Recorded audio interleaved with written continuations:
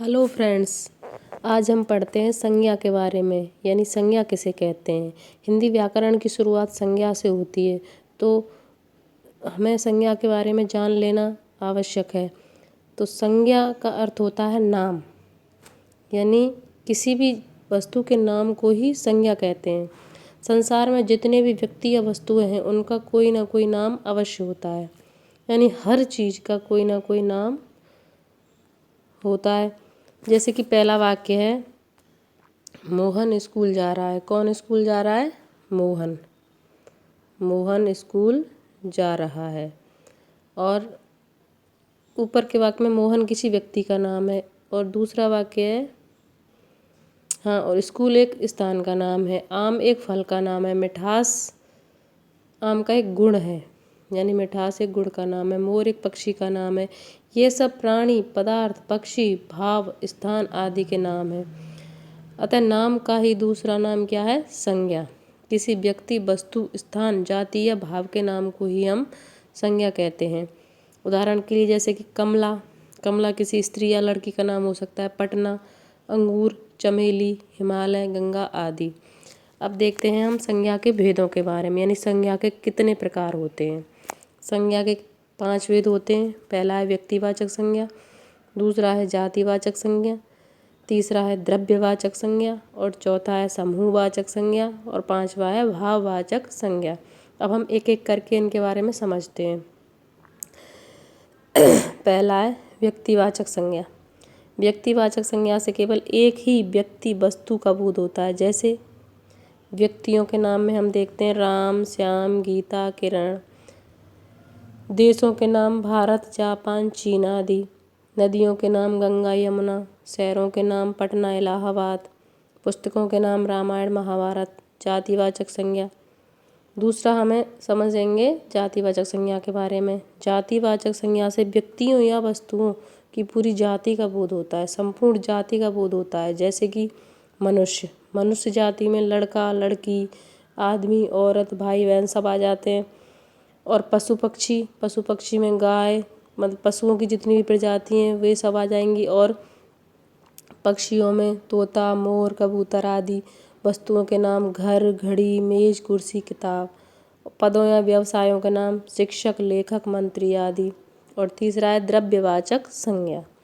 द्रव्यवाचक संज्ञा से उस द्रव्य या पदार्थ का बोध होता है जिसे हम माप या तौल सकते हैं पर गिन नहीं सकते, यानी जिनका हम परिमाण कर सकते हैं, जिनको नाप सकते हैं, माप तौल सकते हैं, लेकिन उनको हम संख्या के रूप में गिन नहीं सकते। जैसे कि धातुओं या खनिजों के नाम, जैसे लोहा, सोना, चांदी। खाने पीने की चीज़ों के नाम दूध, पानी, घी, तेल आदि।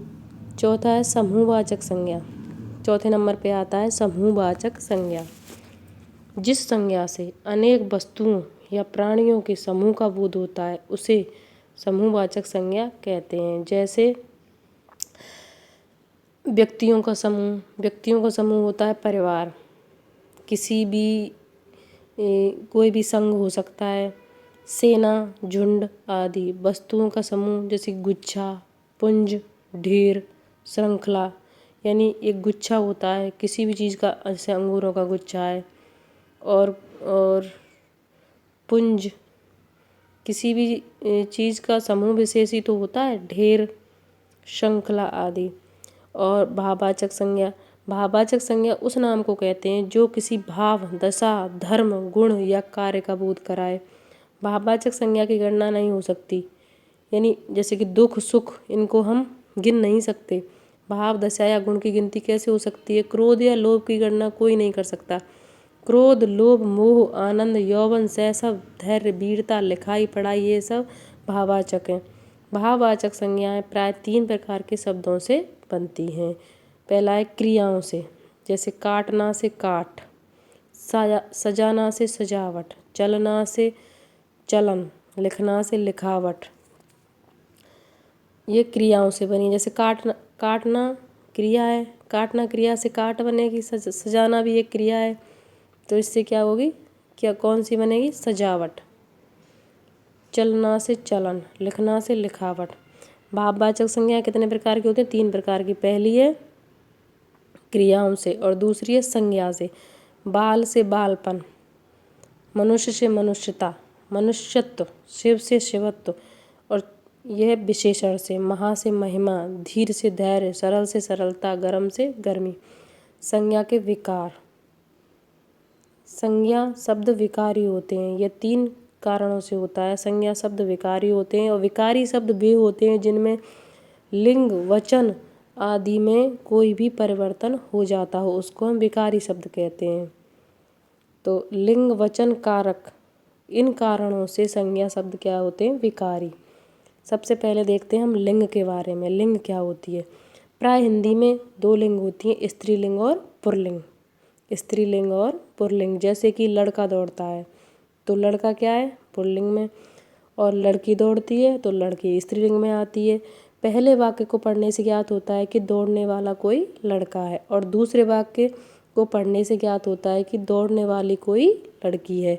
इसमें लड़का पुरुष जाति का बोध कराता है और लड़की स्त्री जाति का। अतः संज्ञा के जिस रूप से इस बात का बोध होता हो कि संज्ञा स्त्री जाति की है या पुरुष जाति की, इस विशेषता को ही हम क्या कहते हैं? लिंग कहते हैं।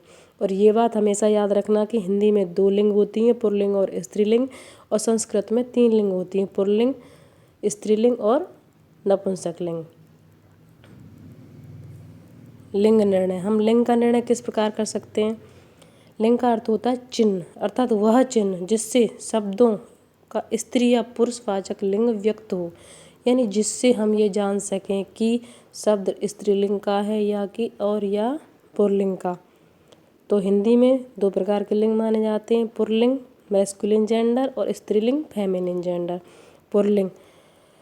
पुल्लिंग जाति में क्या आता है? पुरुष जाति का बोध कराने वाले संज्ञा शब्दों को ही हम पुल्लिंग कहते हैं।